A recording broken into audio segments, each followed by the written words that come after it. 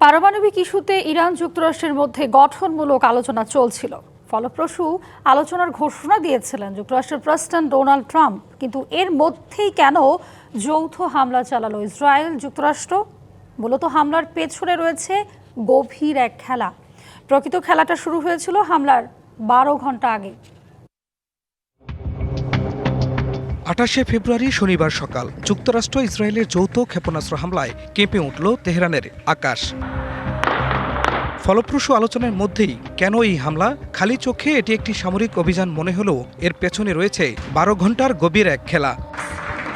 গত 27শে ফেব্রুয়ারি ইসরায়েল সফরে যান ভারতের প্রধানমন্ত্রী নরেন্দ্র মোদী। এমন এক সময় এই সফর যখন আন্তর্জাতিক শক্তিগুলো নিজ নিজ সংকটে ব্যস্ত।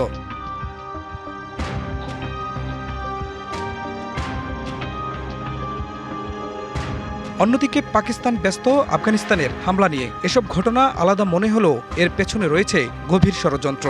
ইসরায়েলের প্রধানমন্ত্রী নেতানিয়াহু ও দেশটির গোয়েন্দা সংস্থা মোসাদ ভারতের সাথে দুটি বিষয়ে আলোচনা করে। এখানেই হচ্ছে মূল খেলা। আফগানিস্তানের সাথে ভালো কূটনৈতিক সম্পর্ক রয়েছে ভারতের।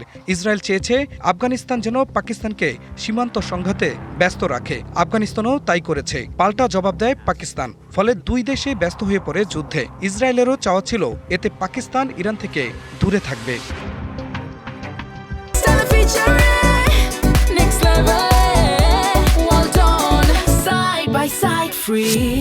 এদিকে ইরানের শক্তিশালী মিত্র বিশ্বের দ্বিতীয় পরাশক্তি রাশিয়া ব্যস্ত ইউক্রেনে যুদ্ধ নিয়ে। আর দেশটির আরেক বন্ধুরাষ্ট্র চীন প্রকাশ্যে শান্তির পক্ষে অবস্থান নিয়েছে।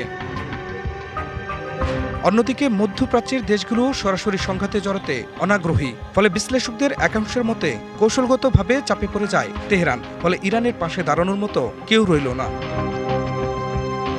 নরেন্দ্র মোদীর ইসরায়েল সফর, পাকিস্তানে আফগানিস্তানের হামলা পাল্টে দিয়েছে যুদ্ধের ময়দানের চিত্র। গত জুনে ইসরায়েল ইরান যুদ্ধে ইরানের পাশে দাঁড়িয়েছিল পাকিস্তান। কিন্তু এবার ইসরায়েল নিশ্চিত করল ইতিহাস আর ফিরে আসবে না। খান মোহাম্মদ মুকুল, ডিবিসি নিউজ ডেস্ক।